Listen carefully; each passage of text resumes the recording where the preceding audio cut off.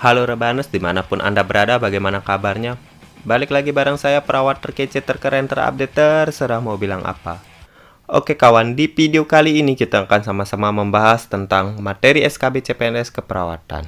Tujuan video ini dibuat agar teman-teman punya gambaran apa-apa saja sih yang harus teman-teman kuasai.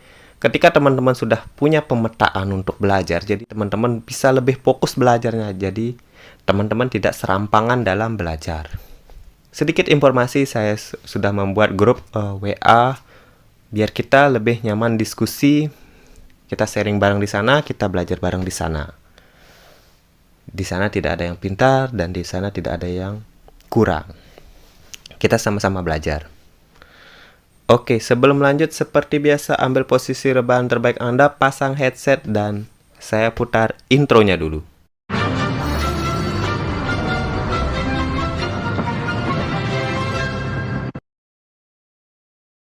Materi apa saja sih yang harus kawan-kawan pelajari? Yang pertama adalah SDGs. SDGs itu adalah singkatan dari Sustainable Development Goals, atau dalam bahasa Indonesia adalah tujuan pembangunan berkelanjutan. Nah, SDGs ini pengganti MDGs. SDGs di mana merupakan resolusi PBB atau kesepakatan bersama negara-negara anggota PBB untuk melakukan pembangunan. Adapun pembangunan yang akan dilakukan ada 3 dimensi, yaitu pembangunan di bidang lingkungan, pembangunan di bidang sosial, dan pembangunan di bidang ekonomi. Jadi di SDGs ini mempunyai 17 tujuan dan 169 indikator. Jadi dari 17 tujuan itu ada 169 indikator yang harus dicapai. Nah, seperti kita ketahui, Indonesia merupakan anggota dari PBB. Indonesia pun aktif ikut dalam pembangunan SDGs. Salah satu program pemerintah yang kita kenal sekarang ini adalah Nawacita. Dan untuk menyukseskan Nawacita dari bagian kesehatan, tentu ada visi misi Kemenkes. 3 materi yang harus teman-teman kuasai. Yang pertama SDGs, Nawacita, dan visi misi Kemenkes. Untuk menyukseskan visi misi Kemenkes, tentu ada kesehatan. Jadi materi yang teman-teman harus kuasai adalah kesehatan umum. Nah, materinya apa saja? Yang pertama, Undang-Undang Nomor 36 Tahun 2019 tentang kesehatan. Jadi teman-teman harus kuasai mulai dari isi dan pengertian Undang-Undang Kesehatan, kesehatan lansia, ibu dan anak, kesehatan remaja. Jadi kalau kita kaitkan dengan keperawatan, jadi kesehatan lansia, ibu dan anak, kesehatan remaja ini mungkin akan arahnya ke soal-soal komunitas. Atau kesehatan lansia arahnya akan ke keperawatan gerontik. Ibu dan anak mungkin arahnya ke maternitas dan keperawatan anak. Kesehatan remaja jelas ini masuknya ke komunitas. Nafsa, definisi kematian, kesehatan jiwa. Kesehatan jiwa jelas arahnya ke perawatan jiwa. Rekam medis, informed consent, mungkin arahnya nanti soalnya akan ke etika keperawatan. Terus yang kedua, kesehatan masyarakat. Teman-teman harus tahu tentang Polindes, Puskesdes, Puskesmas. Kalau Puskesmas, teman-teman harus tahu standar pelayanan minimalnya. Posyandu, promosi kesehatan. Promosi kesehatan yang terakhir ini yang paling sering kita kenal yaitu dengan Promkes terkait dengan COVID-19. Pokoknya teman-teman harus kuasai PHBS, perilaku hidup bersih dan sehat. Untuk kesehatan gizi, mungkin arah soalnya akan menuju ke keperawatan anak. Teman-teman harus tahu gizi buruk. Teman-teman harus menguasai perhitungan body mass index dan indeks massa tubuh. Teman-teman harus menguasai MPASI. Kesehatan umum berikutnya yang harus teman-teman kuasai adalah paling sering dibahas di media-media sosial, itu adalah sistem jaminan sosial nasional. Jadi teman-teman harus punya minimal undang-undang tentang Sistem Jaminan Sosial Nasional nomor 40 tahun 2004. Teman-teman harus minimal baca-baca deh tentang BPJS Kesehatan, jam sostek, terus kepesertaan BPJS mulai dari kepesertaan PBI, kepesertaan mandiri, atau perusahaan. Terus jenis layanannya, apa-apa saja yang ditanggung dan apa-apa yang tidak ditanggung oleh Sistem Jaminan Sosial Nasional. Terus sampai iurnya berapa, kelas 1, kelas 2, kelas 3 itu teman-teman harus kuasai. Jadi simpelnya teman-teman harus mendownload Undang-Undang Nomor 40 Tahun 2014 tentang Sistem Jaminan Sosial Nasional. Jadi di sana teman-teman silahkan baca sendiri, kuasai dan maknai. Materi kesehatan umum berikutnya adalah tentang obat-obatan. Jadi kalau lebih spesifiknya ini teman-teman farmasi lebih tahu dah ini materi ini, tapi karena kita perawat lebih umum, jadi kita kita mempelajari semua hal, semua bidang. Jadi kalau di bagian obat-obatan mungkin kita tidak sespesifik teman-teman apoteker atau di bagian farmasi. Mungkin soal-soal yang akan keluar adalah tentang nafsa, cara pemberian obat, dan golongan obat. Cara pemberian obat jelas yang 6 benar itu ya. Berikutnya yang harus teman-teman kuasai, ini wajib keluar vaksin dan imunisasi. Ini masuknya di keperawatan anak. Terus yang harus teman-teman kuasai mulai dari jenis dan manfaat, pekan imunisasi nasional, imunisasi dasar pada bayi dan anak, jenis-jenis penyakit yang dapat dicegah dengan vaksin, kontraindikasi. Kontraindikasi ini contoh soalnya kalau seandainya pasien umur sekian mengalami diare. Vaksin apa saja imunisasi apa saja yang boleh diberikan pada anak tersebut, misalnya seperti itu. Jadi ada beberapa imunisasi yang boleh diberikan pada anak kalau mengalami diare. Dan ada yang tidak boleh diberikan. Jadi teman-teman harus kuasai kontraindikasinya. Dan masih banyak yang lain, misalnya kondisi anak dengan keluhan seperti ini, apa saja yang boleh diberikan imunisasinya. Itu teman-teman kuasai. Di sini ya saya tidak akan terlalu spesifik membahas materi, kita hanya men-share apa sih materi umum di SKB CPNS keperawatan. Mungkin ini yang terakhir akan keluar tentang vaksin COVID-19. Nah, yang di atas itu materi umum, sekitaran 40% itu materinya tentang kesehatan umum dan 60%-nya itu tentang materi spesifik keperawatan. Terus teman-teman jangan terlalu, saya ini nurse, butuh soal-soal tentang nurse. Ingat, di keperawatan, teman-teman silahkan download tentang undang-undang di Menpan RB tentang keperawatan, tentang jabatan fungsionalnya itu teman-teman harus kuasai, itu materinya juga kemungkinan akan keluar.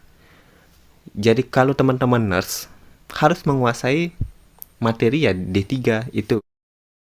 Selanjutnya di materi keperawatan, teman-teman harus menguasai materi keperawatan karena 60% soal-soalnya itu merupakan spesifik keperawatan, 40%-nya kesehatan umum, dan itu pun akan dimodifikasi dengan ke soal-soal keperawatan. Jadi teman-teman harus menguasai tentang soal-soal keperawatan.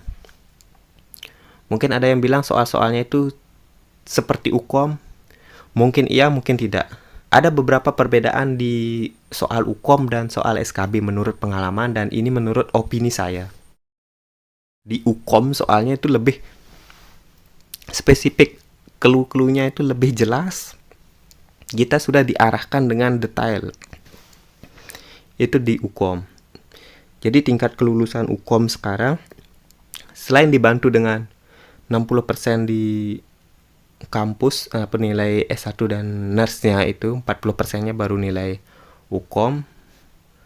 Tapi soal-soalnya pun menurut saya sudah terarah, sudah spesifik. Misalnya seperti ini. Contoh soalnya itu diagnosanya nyeri. pasti di clue itu sudah jelas ada ditekankan PQRST-nya. Itu soal di UKOM. Kalau di SKB, yang mendapat soal di SKB itu misalnya diagnosanya nyeri itu, tidak akan diberikan itu PQRST. Maksudnya PQRST-nya tidak sedetail diceritakan, tapi tersirat, itu maksud saya. Contoh soalnya seperti ini. Seorang laki-laki datang ke UGD dengan keluhan susah tidur sudah 3 hari yang lalu, tampak memegangi perut bagian kanan bawah, wajah tampak meringis. Pasien berulang kali menanyakan tentang kondisi kesehatannya dan khawatir dengan penyakit yang dialaminya. Diagnosa utama pada kasus di atas adalah, menurut teman-teman apa? Mungkin teman-teman akan menjawab ansietas, gangguan istirahat tidur. Tidak, teman-teman. Di contoh soal yang saya ceritakan tadi itu masuknya ke nyeri. Kenapa sih diagnosanya nyeri padahal kan tidak ada PQRST provokatif, quality, skala nyerinya ndak ada disebutkan kan berapa, itu ndak ada. Nah, itu lebihnya di SKB. Kita harus punya penalaran lebih. Ingat, di yang tadi diceritakan itu adalah memegang perut di kanan bawah, wajah tampak meringis. Ingat, kalau wajah tampak meringis, itu jelas skala nyerinya itu 7-9. Jadi nyeri berat. Kalau sudah nyeri berat, wajib hukumnya kita angkat diagnosa nyeri kalau tidak ada masalah di pernapasan. Itu diagnosa utamanya kalau mengangkat diagnosa di keperawatan. Kalau tidak ada masalah di pernapasan, ada masalah nyeri, langsung tembak nyerinya. Langsung jawab sudah, diagnosanya nyeri. Berbeda kalau di UKOM. Kalau di UKOM itu dijelaskan skala nyerinya berapa, bagaimana kualitasnya, terus kondisi diperberat kalau seperti apa, itu detail dijelaskan di UKOM. Itu ya teman-teman, perbedaan, segambaran perbedaannya soal-soal UKOM dan soal-soal SKB. Muncul pertanyaan, berarti lebih susah soal-soal SKB dengan UKOM? Kalau kita tahu triknya, kita sudah paham konsepnya, sebenarnya bisa kok dipelajari SKB itu. Saya tidak bilang SKB itu gampang, bisa dipelajari, itu intinya. Jadi kita lanjut ke pembahasan materi keperawatan yang akan muncul di SKB yang jelas. Bagaimana materi-materi yang seperti kita pelajari di waktu kuliah. Ada keperawatan komunitas, KGD, KMB, keperawatan anak, gerontek, keperawatan jiwa, keperawatan maternitas, manajemen. Silahkan teman-teman lanjutkan di kolom komentar. Nah, yang teman-teman harus kuasai adalah proses keperawatan. Jangan sampai teman-teman perawat tidak tahu proses keperawatan, mulai dari pengkajian, diagnosa keperawatan, intervensi, implementasi, dan evaluasi. Model-model soalnya seperti keperawatan jiwa, paling ada data pengkajian, diagnosanya apa. Terus kriteria hasil yang ingin diharapkan apa, entah itu kriteria dalam jangka panjang atau jangka pendek. Terus evaluasi keberhasilannya apa, itu masuk di proses keperawatan. Teman-teman harus di luar kepala ini, karena seorang perawat harus tahu proses keperawatan. Tindakan skill lab keperawatan, mulai dari pasang infus, pasang EKG, pasang kateter, pasang NGT, teman-teman harus tahu SOP-nya. Dan teman-teman harus bisa menganalisa kata kunci di setiap soal. Itu yang paling penting. Sebelum menjawab soal, teman-teman harus tahu kata kunci di setiap soal. Nah, saya kasih gambaran untuk model soalnya. Etika keperawatan ini wajib keluar. Coba teman-teman lihat di UKOM saja, hampir 15-20 soal itu tentang etika keperawatan saja. Nah, di SKB ini munculnya soal etika keperawatan itu 2-3 soal. Untuk KGD, kemungkinan soalnya itu tentang luka bakar, kebutuhan cairan, tetesan infus. Yang pasti akan keluar adalah tindakan kegawat daruratan. Pasien datang dengan kondisi seperti ini, tindakan yang harus dilakukan adalah apa? Itu masuknya ke KGD. Teman-teman harus hafal dengan konsep-konsep kegawat daruratan. Untuk skill lab, teman-teman harus tahu pasang EKG. P1, P2 letaknya di mana. Yang kedua, pasang kateter. SOP pasang kateter. Ketiga, pasang infus. Dan keempat, pasang NGT. Kalau di SKB rata-rata antara 4 ini saja yang paling berpotensi muncul. Untuk skill labnya yang lain, teman-teman silahkan baca saja. Tapi untuk 4 ini teman-teman kalau bisa difokuskan. Lebih fokus belajarnya di skill lab 4 ini. Keempat ini. Untuk maternitas, teman-teman harus tahu bagaimana cara menghitung usia kehamilan dan perkiraan lahir. Kalau sudah tahu HPHT, perkiraan lahirnya harus teman-teman bisa hitung berapa. Terus yang wajib teman-teman ketahui adalah KB terkait dengan alat kontrasepsi. Kalau pasiennya mengalami hipertensi, alat kontrasepsinya pas untuk diberikan apa, seperti itu. Pokoknya intinya teman-teman harus kuasai semua alat kontrasepsi. Terus soal yang pasti bakalan keluar itu tentang diagnosa keperawatan. Contohnya di perawatan jiwa, diketahui hasil pengkajiannya seperti ini, diagnosanya apa. Untuk manajemen paling sering keluar soal di manajemen itu tipe kepemimpinan atau menghitung BOR. Oke kawan-kawan, cukup sampai di sini dulu video saya, semoga bermanfaat. Yang belum subscribe silahkan subscribe. Jangan lupa like dan share video ini. Untuk teman-teman, kembali saya ajak untuk bergabung di grup WA. Kita diskusi bersama di sana, sharing pengalaman bagaimana menaklukkan SKB. Di sana juga kita akan sharing latihan-latihan soal. Saya Gustre, menunggu kedatangan Anda. Oke, cukup sekian video saya. Akhir kata saya ucapkan terima kasih.